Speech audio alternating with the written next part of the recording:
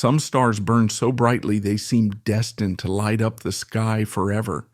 But sometimes, that same fiery intensity that makes them a star is what leads to their downfall. This is the story of a man who clawed his way out of the slums of New York to become one of the most electrifying actors Hollywood had ever seen.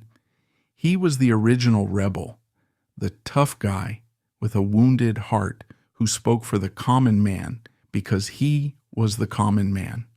But his loyalty, his fierce sense of justice, and his refusal to bow down to bullies would put him on a collision course with one of the darkest chapters in American history. He fought the system, and the system broke him. This is the tragic story of John Garfield. To understand John Garfield, you have to transport yourself back to the Lower East Side of Manhattan in the 1910s and 20s. This wasn't the trendy, gentrified neighborhood of today. It was a crowded, teeming ghetto, a place where waves of poor Jewish immigrants from Eastern Europe were packed into dilapidated tenements. It was a world of poverty, of struggle, of Yiddish newspapers and pushcart vendors. This was the world that Jacob Garfinkel, the boy who would become John Garfield, was born into in 1913. His childhood was something straight out of a Dickens novel. His mother died when he was just 7 years old, and his father, a struggling clothes presser, was unable to care for him. Young Jacob, or Julie as he was called, was left to fend for himself. He became a street kid, running with gangs, getting into fights, and learning to survive by his wits and his fists. He was a classic underachiever in school, a troubled boy who was kicked out of multiple public schools for his disruptive behavior. He was on a fast track to a life of crime or a dead-end job. But then, a glimmer of hope appeared in the form of a man named Angelo Patri. He was the principal of a special school for difficult children, and he saw something in the rebellious young Julie that no one else had. He saw a spark of intelligence, a raw, untapped energy. Patri introduced him to acting. It was a revelation. On stage, Julie found a way to channel all of his anger, his frustration, and his yearning for connection. For the first time in his life, he felt a sense of purpose. This wasn't just a hobby, it was a lifeline. With Patri's encouragement, he won a scholarship to a prestigious acting workshop. It was there that he came under the wing of the great Russian acting teacher, Maria Uspensky. She taught him the principles of what would become known as the method, a new, more realistic style of acting that emphasized emotional truth. This was the perfect training for a young man like Julie, whose own life was a wellspring of raw emotion. The street kid from the Lower East Side had found his calling. He was no longer Jacob Garfinkel, the troubled youth. He was on his way to becoming John Garfield, the voice of a generation. This tough, gritty upbringing wasn't something he had to overcome. It became the very foundation of his art, the source of the incredible authenticity that would make him a star. John Garfield's ascent from the gritty stages of New York to the glittering heights of Hollywood was nothing short of meteoric. After honing his craft in the theater, he became a celebrated member of the progressive group theater, working alongside future legends like Lee Strasberg, Elia Kazan, and Clifford Odets. It was Odets who wrote the explosive play Golden Boy, about a young man torn between the violin and the boxing ring. The lead role was practically written for Garfield, capturing his signature blend of artistic sensitivity and street-tough aggression. But in a bitter disappointment that would sting for years, the role went to another actor. Frustrated, Garfield decided to try his luck in Hollywood. In 1938, Warner Brothers signed him to a contract. The studio was known for its tough, socially conscious films, and they saw in Garfield the perfect embodiment of the working-class anti-hero. They changed his name from Julie Garfinkel to the more all-American John Garfield, and cast him in a supporting role in a film called Four Daughters. He played a cynical, world-weary musician who drifts into the lives of a wholesome American family. He was only on screen for a short time, but he stole the show. His performance was a jolt of raw, nervous energy, unlike anything audiences had seen before. He was an instant sensation, earning an Academy Award nomination for his very first major film role. John Garfield was a new kind of movie star. He wasn't the suave, sophisticated leading man like Cary Grant or the rugged, heroic figure like John Wayne. He was a rebel, a loner, an outsider. He played characters who were bruised by life, who were fighting against a system that was rigged against them. He was the cab driver, the boxer, the small-time crook with a heart of gold. He brought a raw, unvarnished realism to his roles that was revolutionary for its time. He was the forerunner of a new generation of actors, like Marlon Brando, James Dean, and Montgomery Clift, who would build on the emotional honesty he pioneered. His career was on fire. He starred in a string of classic films that cemented his status as a major star. In The Postman Always Rings Twice, he and Lana Turner created one of the most iconic and sexually charged pairings in film noir history. His portrayal of a cynical drifter who gets caught in a web of passion and murder was electrifying. In Body and Soul, he gave what many consider to be his greatest performance as a Jewish boxer from the slums who fights his way to the top, only to find his soul corrupted by money and fame. The film was a thinly veiled critique of capitalism, and it earned him a second Oscar nomination, this time for Best Actor. But Garfield was more than just a movie star. He was a man with a conscience. He had never forgotten where he came from, and he was deeply committed to progressive political causes. During World War II, he tried to enlist in the military, but was rejected due to a heart condition. Instead, he poured his energy into supporting the war effort. He and his wife, Roberta, helped to open the Hollywood Canteen, a club that provided free food and entertainment for servicemen. He traveled extensively on USO tours, entertaining the troops. He was a passionate advocate for civil rights and a fierce opponent of anti-Semitism. His political activism was an essential part of who he was, but in the paranoid atmosphere of post-war America, it would ultimately lead to his downfall. Behind the tough guy persona on screen, John Garfield was a man of deep sensitivity and intense loyalty. He was a product of the streets, and he never lost that edge, but he also had a profound capacity for love and friendship. His marriage to Roberta Seidman, his childhood sweetheart from the Bronx, was the anchor of his tumultuous life. They married in 1935, long before he became a star, and she remained his staunchest defender and closest confidant through all the ups and downs of his career. They had a daughter, Catherine, who tragically died of an allergic reaction at the age of 6, a loss that haunted Garfield for the rest of his life. They later had 2 more children, David and Julie, who he adored. His friends remember him as a man who was fiercely loyal and incredibly generous. He was known to give money to struggling actors and to help out old friends from his neighborhood who had fallen on hard times. He had a passion for life and a restless energy that was infectious. He loved jazz music, he loved to play sports, and he loved a good argument. He was intensely curious and well-read, a man who was constantly seeking to educate himself and to understand the world around him. But he was also a man plagued by deep insecurities. He never forgot that he was Jacob Garfinkel, the poor kid from the slums. He was acutely aware of his lack of formal education and his street accent, and he worked tirelessly with a voice coach to perfect his diction. He was notoriously hot-tempered and could be difficult to work with if he felt he wasn't being respected. He had a reputation as a womanizer, and his affairs were a source of constant tension in his marriage.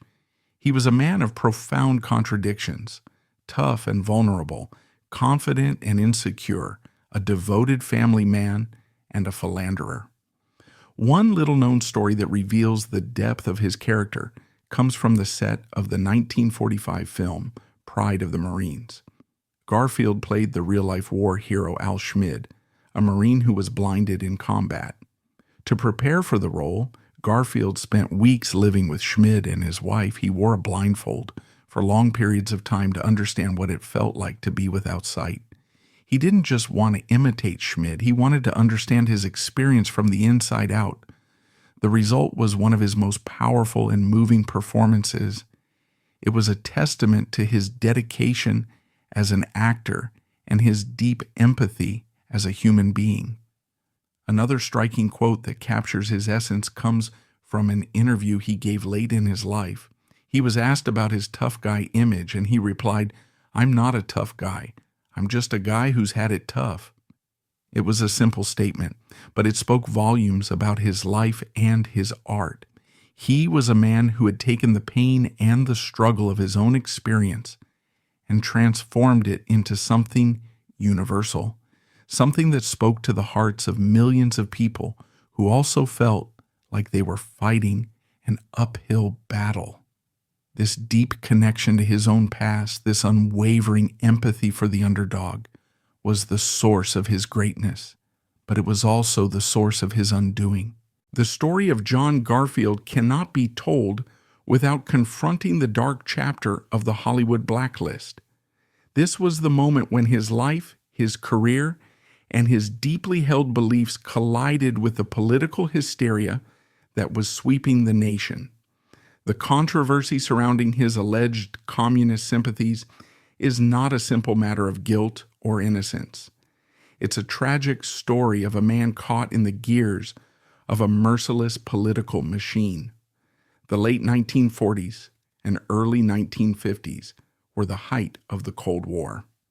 Fear of communism had reached a fever pitch, and Senator Joseph McCarthy was leading a ruthless crusade to root out supposed subversives in every corner of American life.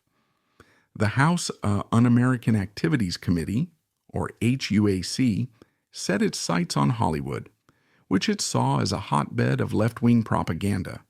The committee held a series of brutal hearings, subpoenaing actors, writers, and directors, and demanding that they confess their own past political affiliations and, most cruelly, name names of others who had been involved in communist or front organizations. John Garfield was a perfect target. He had always been a vocal liberal. He had supported anti-fascist causes in the 1930s. He had campaigned for Franklin D. Roosevelt, and he had lent his name and his money to numerous progressive groups, many of which were later deemed to be communist fronts. His wife, Roberta, had been a member of the Communist Party in her youth. The FBI had a file on him that was over 500 pages long, filled with hearsay, innuendo, and guilt by association. In 1951, Garfield was subpoenaed to testify before HUAC. He was in an impossible position. He was not and had never been a member of the Communist Party. He was a liberal idealist who believed in social justice, not a revolutionary who wanted to overthrow the government. But he was also a man of deep loyalty. He refused to become a friendly witness to save his own career by betraying his friends and colleagues. He knew that naming names would destroy people's lives, and it was a line he would not cross. His testimony was a painful, agonizing performance. He denied being a communist, but he was evasive and forgetful when asked about his past associations. He tried to walk a tightrope to defend his own innocence without implicating others. The committee was merciless. They badgered him, they twisted his words, they accused him of lying. In the end, his testimony satisfied no one. The committee saw him as an uncooperative witness, and the Hollywood studios, terrified of controversy, saw him as a liability. The historical debate continues to this day. Was Garfield a naive fellow traveler who was duped by communist-controlled organizations? Or was he a secret party member who was lying to protect himself and his comrades? The overwhelming evidence suggests the former. He was a man whose political heart was in the right place, but whose name had been used by groups he did not fully understand. But in the black and white world of HUAC, there were no shades of gray. You were either with them or against them. The consequences were swift and devastating. John Garfield was blacklisted. The film offers dried up. He was a major star at the peak of his powers, and suddenly he couldn't get a job. He had formed his own production company, but he couldn't get financing. He was ostracized by the very industry he had helped to build.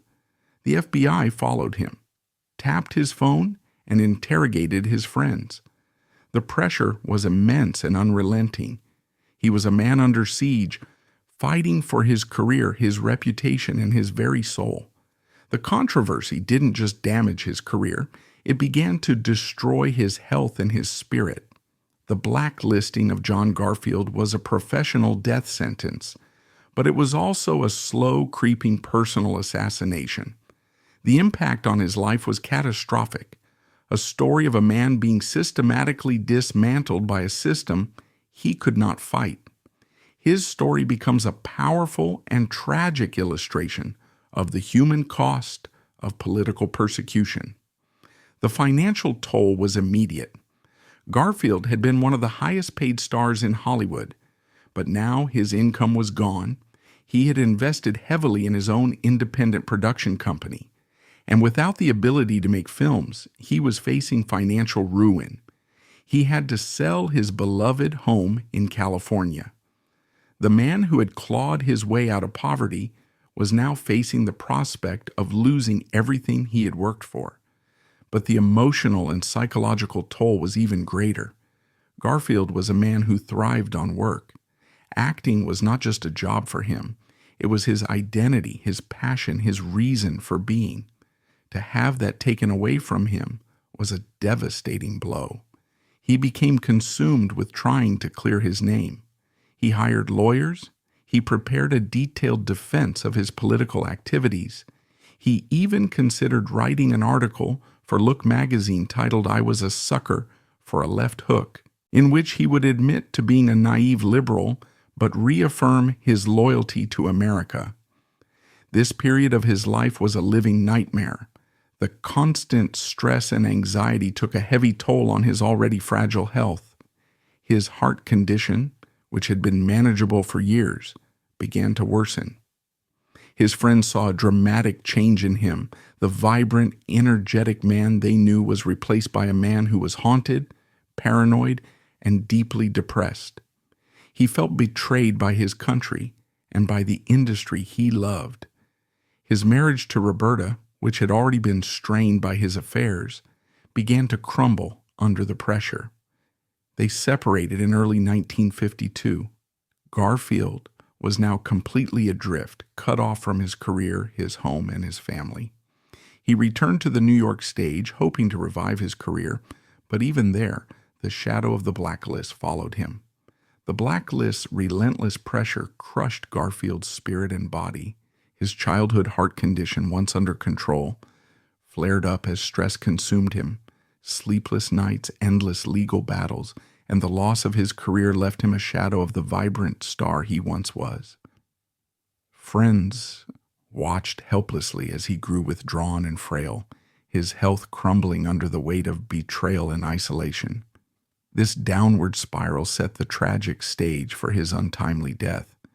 John Garfield died on May 21, 1952, at age 39. He was found dead in the New York City apartment of his friend actress Iris Whitney. The official cause was a heart attack, specifically acute coronary thrombosis, as determined by the medical examiner. Garfield had a long history of heart issues stemming from childhood scarlet fever, which caused permanent damage to his heart valves and made him vulnerable to cardiac problems. This condition was well known to his doctors, who had warned him against overexertion. In the days leading up to his death, Garfield was under heavy personal and professional stress. He had recently separated from his wife, Roberta Seidman, after 18 years of marriage, and told friends the split felt final. He mentioned an upcoming divorce to columnist Earl Wilson, possibly linked to disagreements over his plan to publish an article in Look magazine denouncing communism to clear his name. On May 20th, despite medical advice, Garfield played several demanding tennis sets and later said he had not slept the previous night. That evening after dinner with Whitney, he felt ill and chilled, but refused to see a doctor. He went to bed in her apartment and was found dead the next morning. Many who knew Garfield pointed to the Hollywood Blacklist as a key factor worsening his health. In 1951, he testified before the House Committee on Un-American Activities, HUAC, during the Red Scare era. He denied being a communist but refused to name associates, leading to his blacklisting by studios which blocked him from work. This ended his film roles, caused financial strain, and brought ongoing scrutiny, including FBI meetings and fears of perjury charges. The constant pressure, combined with his existing heart damage, is widely seen as accelerating his decline. Screenwriter Abraham Polonsky, also blacklisted, stated, "He defended his street boys' honor, and they killed him for it." Garfield's widow, Roberta, told the Los Angeles Times in 2004 that studios used him as a scapegoat because his independent production company threatened their control. His funeral on May 23rd drew over 10,000 fans to Riverside Memorial Chapel in Manhattan, the largest for an actor since Rudolph Valentino's in 1926. Mourners, mostly working-class admirers who saw him as one of their own from his roles as tough, everyday men, lined the streets. The event caused traffic jams and required police to handle the crowd. Media coverage was so prolonged it inspired the term John Garfield Still Dead Syndrome, mocking extended celebrity death reporting. Garfield was interred at Westchester Hills Cemetery in Hastings-on-Hudson, New York. After his death, HUAC dropped its probe, clearing him posthumously. He left an estate worth over $100,000 to his wife. His passing highlighted the blacklist's human cost, as other blacklisted figures like Canada Lee had died similarly young from heart attacks amid the stress. Garfield's story underscores how political persecution in Hollywood not only ruined careers but also contributed to early deaths. His story is not just a Hollywood tragedy, it's an American tragedy. It's the story of a man who embodied the American dream, who pulled himself up by his bootstraps and achieved greatness, only to be cast out and destroyed by the very country he loved. He was a man of profound contradictions, a street kid who became a great artist, a tough guy with a tender heart, a patriot who was branded a traitor. Perhaps the most important takeaway from his life is the importance of empathy and the danger of judging a person without understanding their story. John Garfield was not a perfect man, but he was a man of deep integrity who tried to live by his principles. He believed in fairness, in justice, and in the dignity of the common man. He refused to betray his friends, even when it meant sacrificing his own career. In a time of fear and conformity, he chose to be courageous. His legacy is carried on not only in his brilliant films, which still feel as raw and relevant as ever, but in the story of his life and his fight against injustice. He was a man who flew too close to the sun, not because of his own ambition, but because he dared to believe in a better, more just world. The fire that burned so brightly within him was ultimately extinguished by the cold, cruel winds of political persecution. But the light he cast, the light of a true and original artist, can never be put out. John Garfield's story is a haunting, heartbreaking reminder of the fragility of life. the price of integrity, and the enduring power of a single courageous voice.